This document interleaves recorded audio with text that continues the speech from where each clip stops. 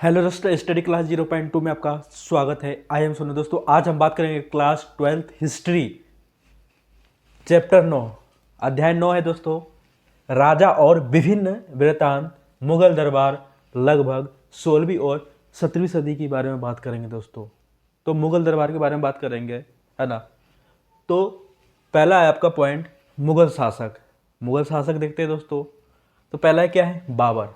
तो बाबर का जो कार्यकाल है 1526 से 1530, क्या है 1526 से 1530। दूसरा है हुमायूं, है ना। हुमायूं का कार्यकाल है 1530 से 1556। तीसरा है अकबर। अकबर का जो कार्यकाल है 1556 से 1605, मतलब क्या है 1556 से 1605। चौथा है जहांगीर, है ना।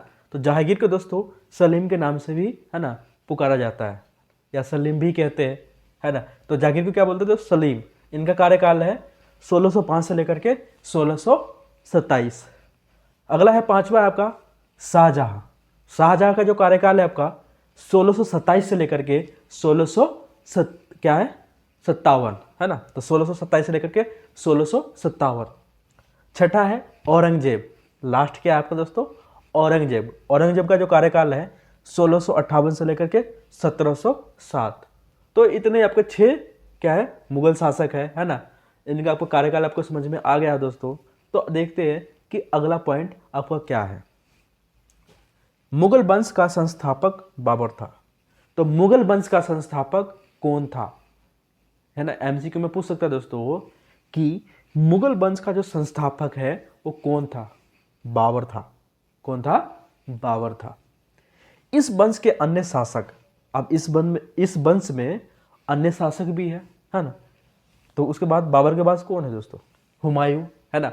हुमायूं है, अकबर है, जहांगीर है, शाहजहां है, औरंगजेब थे। माने कौन कौन थे, हुमायूं थे, अकबर थे, जहांगीर थे, शाहजहां, है ना, औरंगजेब थे। अकबर इस वंश का सबसे महान शासक था। तो जितने भी ये वंश का है ना 6 में से अकबर, जो अकबर था इस वंश का सबसे महान शासक था, मतलब पावरफुल, है ना, शासक था। अगला पॉइंट क्या है दोस्तों, मुगल काल की प्रमुख रचनाएं, है ना।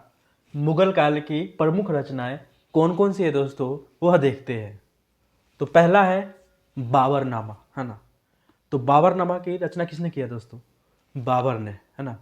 बाबरनामा की रचना बाबर ने किया। दूसरा है हुमायूंनामा। क्या है, हुमायूंनामा। हुमायूंनामा किसने लिखा दोस्तों, गुलबदन बेगम ने, माने गुलबदन बेगम ने। तीसरा है अकबरनामा, है ना। तीसरा क्या है, अकबरनामा। अकबरनामा की रचना किसने किया, अबुल फजल ने। किसने, अबुल फजल ने। चौथा है बादशाहनामा। क्या है, बादशाहनामा। बादशाहनामा की रचना किसने किया दोस्तों, अब्दुल हमीद लाहौरी। क्या नाम है, अब्दुल हमीद लाहौरी। तो ये प्रमुख रचनाएं दोस्तों, है ना। तो बाबर ने क्या लिखा, बाबरनामा। गुलबदन बेगम ने क्या लिखा, हुमायूंनामा, है ना। अबुल फजल ने क्या लिखा, अकबरनामा। अब्दुल हमीद लाहौरी ने क्या लिखा, बादशाहनामा। अगला पॉइंट क्या है दोस्तों, देखते हैं। मुगल दरबारी इतिहास फारसी भाषा में लिखे गए थे। तो जो मुगल जो दरबारी जो इतिहास है ना, किस भाषा में लिखे गए थे, फारसी भाषा में लिखे गए थे। ये पेपर में पूछा ही जाता है, ये आपके रचनाएं भी पूछा जाता है ना। महाभारत का अनुवाद, है ना, रजमनामा युद्धों की पुस्तक के रूप में फारसी में हुआ। ये भी सवाल इंपॉर्टेंट है दोस्तों। महाभारत का जो अनुवाद है किसमें, रजमनामा, है ना। रजमनामा ये क्या है, युद्धों की पुस्तक है के रूप में फारसी में। अगला पॉइंट क्या है दोस्तों, इतिहासकार अबुल फजल ने चित्रकारी को एक जादुई कला के रूप में वर्णित किया है। तो इतिहासकार कौन है दोस्तों, अबुल फजल ने चित्रकारी को क्या बताया दोस्तों, एक जादुई कला के रूप में वर्णित किया है। जजिया कर बहुत ही इंपॉर्टेंट टॉपिक है दोस्तों, है ना। पूछा जाता है पेपर में, है ना, 2 नंबर में, है ना, 3 नंबर में या 4 नंबर में पूछा जाता है। तो आपको बिल्कुल ऐसे ही पॉइंट टू पॉइंट लिखना है ना। और ऐसे आपने लिख दिया दोस्तों ना, तो अच्छे नंबर लाने से कोई रोक नहीं सकता। तो क्या है देखते हैं, जजिया कर। जजिया कर, कर का मतलब समझते दोस्तों, टैक्स होता है ना। जैसे आपने देखा होगा आजकल क्या है, जीएसटी हो गया है ना। तो जो भी हम खाने पीने की चीज़ें लेते हैं उसमें क्या होता है, अप्रत्यक्ष रूप से हमें आपको टैक्स देना पड़ता है ना, सरकार को। तो उस समय क्या होता था, कर का मतलब आपने समझ गया होगा दोस्तों, जैसे प्रॉपर्टी पर लगता है, जैसे इनकम पर लगता है। जिस व्यक्ति की जो आय है, माने पैसा ज़्यादा कमाता है, उनको भी टैक्स भरना पड़ता है। जिनके पास प्रॉपर्टी ज़्यादा है वो भी पैसा भरते हैं। केवल मैं आपको कर के बारे में समझा रहा हूँ कि आपको ये आपका पॉइंट अच्छी तरीके से समझ में आ जाए। और एक आम व्यक्ति भी टैक्स देते हैं, है ना। जितने भी जो खाने पीने की वस्तु आप लाते हैं उसमें भी अप्रत्यक्ष रूप से आपको क्या देना पड़ता है दोस्तों, टैक्स देना पड़ता है, माने कर देना पड़ता है। उसी को बोलते हैं दोस्तों कर। तो आपको समझ में आ गया, ये टॉपिक आपको समझ में आराम से आ जाएगा। जजिया कर। जजिया कर, जजिया कर क्या था दोस्तों, है ना। ये जो कर था, है ना, मुस्लिम शासकों द्वारा, ये जो कर लगाया जाता था मुस्लिम शासकों द्वारा अपने क्षेत्र में रहने वाले गैर मुस्लिम से वसूला जाता था। और बदले में क्या उन्हें प्रदान करते थे, सुरक्षा प्रदान करते थे, है ना। और अपने धर्म को पालन करने के लिए उसे परमिशन देते थे, माने अनुमति देते थे। तो समझ में आ गया दोस्तों कि जजिया कर क्या था, कि मुस्लिम शासकों द्वारा अपने राज्य में, अपने क्षेत्र में रहने वाले गैर मुस्लिम शासकों द्वारा, है ना, ये कर वसूला जाता था। बदले में जो मुस्लिम शासक, है ना, जो गैर मुस्लिम शासकों द्वारा क्या देते थे, सुरक्षा प्रदान करते थे और अपने धर्म को पालन करने के लिए अनुमति देते थे। तो देखते हैं दोस्तों क्या है, यह एक गैर धार्मिक कर था। गैर धार्मिक कर मतलब समझते हो दोस्तों, कि मुस्लिम शासक तो है ही है, उस क्षेत्र में रहने वाले कौन कौन सा होगा, है ना। जैसे हिंदू भी हो सकता है ना, सिख भी हो सकता है, ईसाई भी हो सकता है, यहूदी भी हो सकता है। तो उनसे क्या करते थे दोस्तों, कर वसूलते थे। और कर वसूलने के बाद क्या करते थे, उनको सुरक्षा प्रदान करते थे। और सुरक्षा प्रदान करने के बाद क्या है, जो हिंदू है अपना धर्म उनको अनुमति देते थे अपने धर्म को पालन करने के लिए, है ना। पादरी है तो अपना धर्म पालन कर सकते हैं, सिख है तो अपना धर्म पालन कर सकते हैं, है ना। आपको समझ में आ गया हो, इजी तरीके से मैं आपको समझा रहा हूँ।